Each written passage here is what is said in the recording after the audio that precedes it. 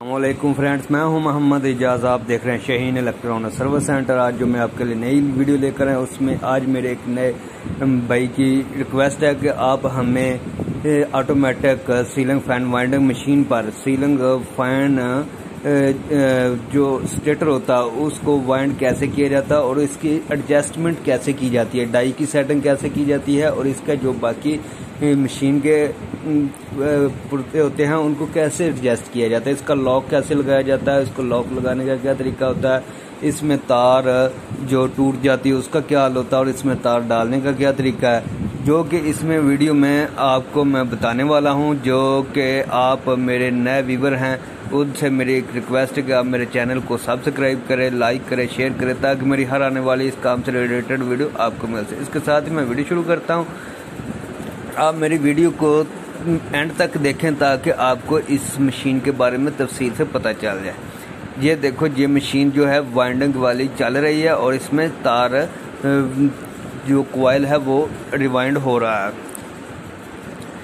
Stator पर जब turning complete होगी तो ये बंद हो जाती है, ठीक है, ऑटोमेटिक। और इसके साथ एक लॉक होता है जिसको पीछे हैंडल को खोल दिया जाता है और फिर जो तार होती है इसको हाथ से पकड़ खींच लिया जाता है और स्टेटर को पीछे कर लिया जाता है और नेक्स्ट जो स्लॉट होती है उसको डाई में एडजस्ट कर लिया जाता है। उसके बाद लॉक को लगा दिया जाता है, हैंड लॉक लगा के जो स्टेटर को मजबूती से पकड़ लेता है और इसके साथ ही तार को थोड़ा पीछे खींच कर चंद टर्नें खुद डालनी होती हैं जो कि स्टेटर में नेक्स्ट आने वाला कॉइल डालने के लिए ताकि मशीन इसमें आसानी से वाइंड कर सके। ये तार है जो मैंने पीछे रखी हुई है गोट बाल्टी में है और इसके साथ ही जहाँ से तार को अंदर डाल लिया जाता है, जो कि मैं आगे वीडियो में दिखाने वाला हूँ आपको कि कैसे तार इसमें डाली जाती है और किस तरीके से डालनी होती है। अगर टूट जाए तो उसको कैसे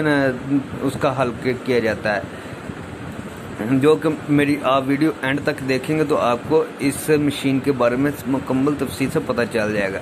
ये अभी मैंने जो हैंडल पकड़ा हुआ है ये इसका लॉक होता है जिसको कि जब मशीन चल रही है तो पकड़ना लाजमी होता है क्योंकि वाइब्रेशन के ज़रिए ये खुल सकता है लॉक। और जब कंप्लीट हो जाए कॉइल तो इसको हाथ से खोल दिया जाता है और स्टेटर को बाहर निकाल कर नेक्स्ट जो होती है स्लॉट उसको डाई में एडजस्ट कर लिया जाता है। इसके साथ ही ये जो वाइंडिंग है ये आपके सामने एक सेट रह गया है स्टार्टिंग वाइंडिंग का और ये कंप्लीट हो जाएगी।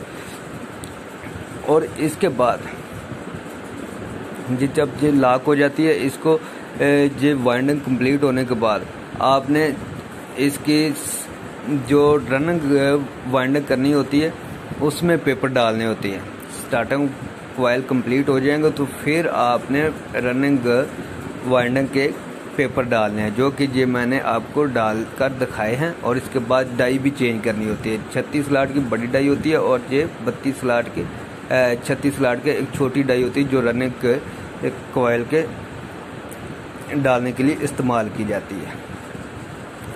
और इसके फ्रेम जो है उनको एडजस्ट कैसे करना होता है वो भी मैं इस वीडियो में आपको बता दिया। इसके साथ ही ये जो है इसकी सेटिंग करने का तरीका मैं आपको अब बताने वाला हूँ।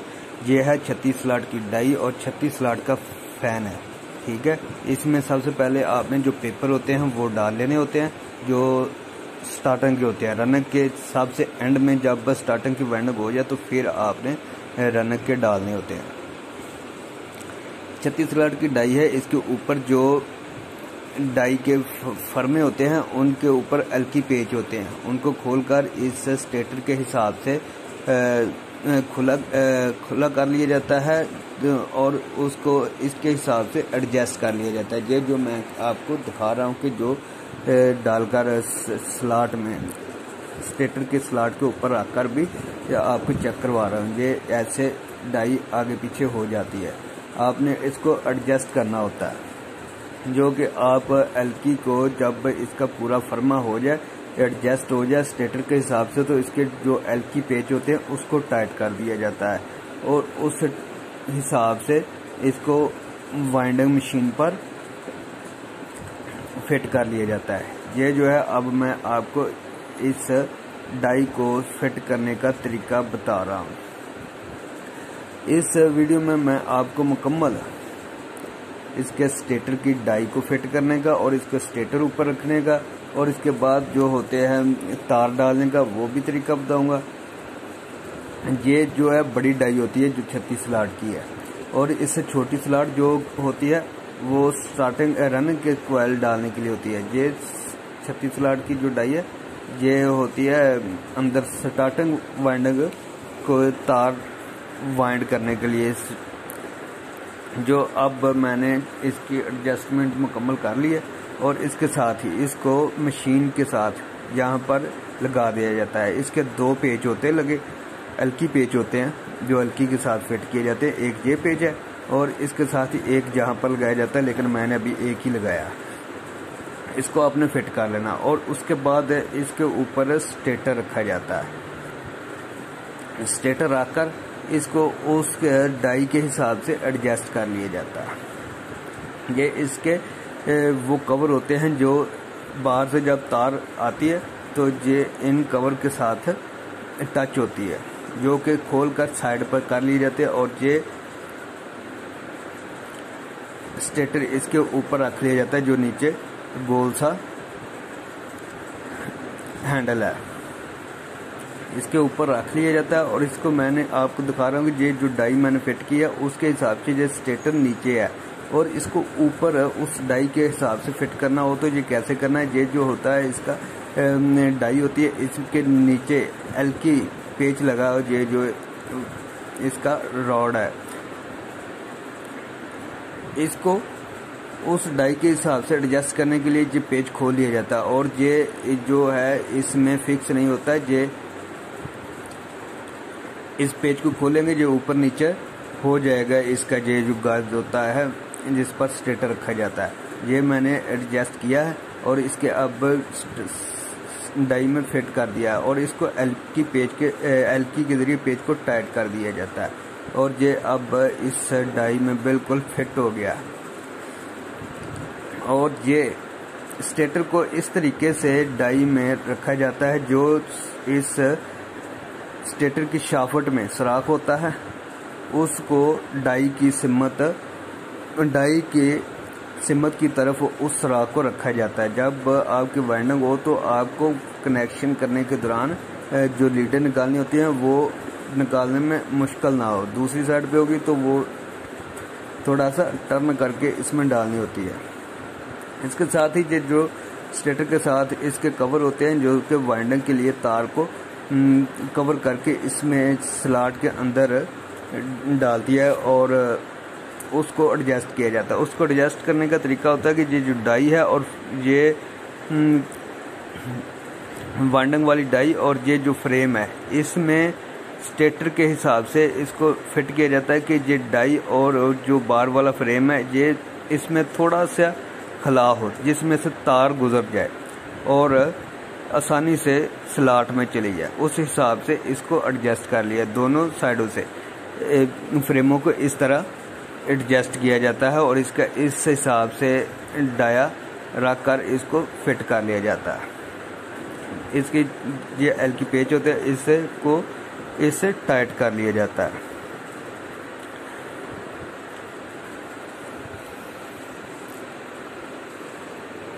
इसके साथ ही ये मैंने मुकम्मल टाइट करके फ्रेम कवर लगा दिया और ये स्टेटर इसके ऊपर डाई में फिट हो गया। इसके बाद इसमें हैंडल होता है जो कि लॉक हैंडल होता है, उसको एडजस्ट करना होता है। उसको एडजस्ट करने का क्या तरीका है, अक्सर ये एडजस्ट नहीं होता। उसमें मसला ये होता है कि ये जो फ्रेम है इसके जो इस लेफ्ट राइट इस वाली साइड है इसको थोड़ा सा बाहर को रख लिया जाता है ताकि जो लॉक है फ्रेम स्टेटर वाला इसको ये अच्छे तरह लॉक कर दे। और ये 2 हल्की पेच होते हैं उस हिसाब से आपने एडजस्ट कर लेना होता है, जो कि मैं वीडियो में आपको दिखा रहा हूँ।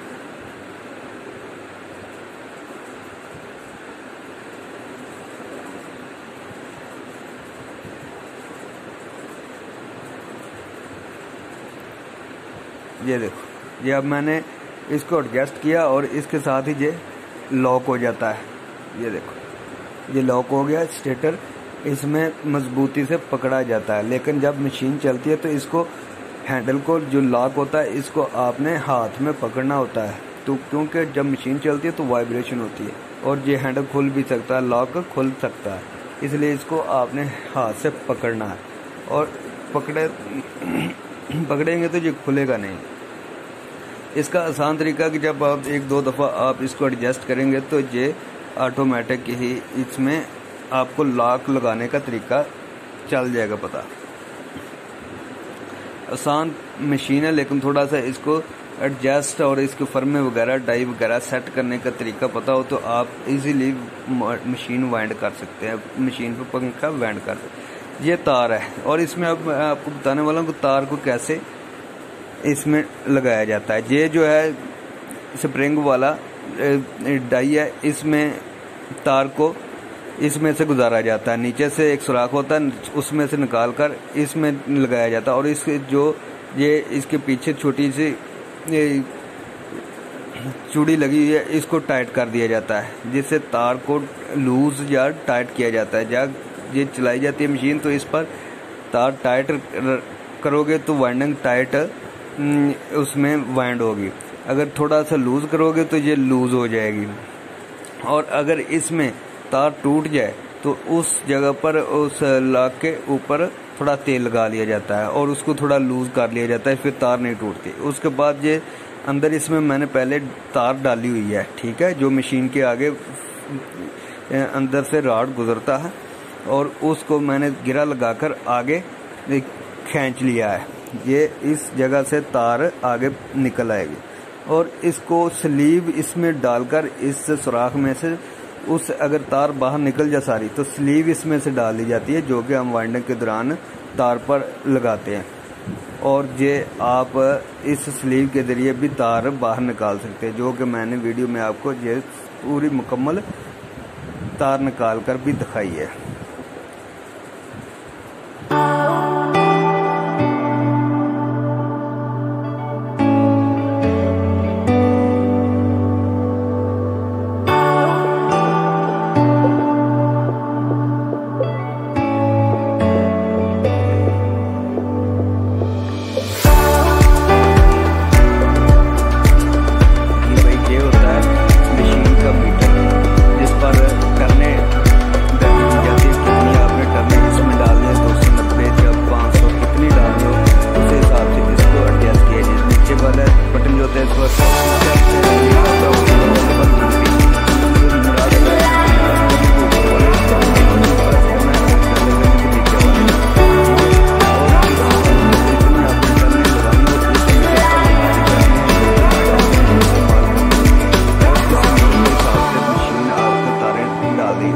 ये कवर ऊपर कर दिया जाता है, ये प्लास्टिक कवर होता है उसको हटा लिया जाता है। ये होता है बटन जो इसका ऑटो पर चलाने के लिए होता है। एक दफ़ा ये मशीन एक लेफ्ट चलती है, दूसरी दफ़ा राइट चलती है, दोनों तरफ जब ये घूमती है तो इस सिलेक्टर को एडजस्ट किया जाता है और उसको एडजस्ट करने के बाद अगर आपने एक साइड पर लेफ्ट या राइट घुमाना हो तो इसको ऑटो से दूसरी साइड पर कर दिया जाता है। जब ये वाली लाइट चलेगी तो उस साइड पर चलेगी, जब ये वाली चलेगी लाइट तो फिर इस साइड दूसरी साइड पर चलेगी, लेफ्ट और राइट चलेगी। ऑटो और रिवर्स और फॉरवर्ड तीनों तरफ ये चलती है, क्योंकि आपने खुद मैनुअल इसको एडजस्ट करना होता है। और इसके साथ जब ये मशीन चल जाएगी तो आपको इसकी ऑटोमेटिक करना आसान हो जाएगा, जो खुद ही फॉरवर्ड और रिवर्स ये मशीन खुद ही घूमेगी।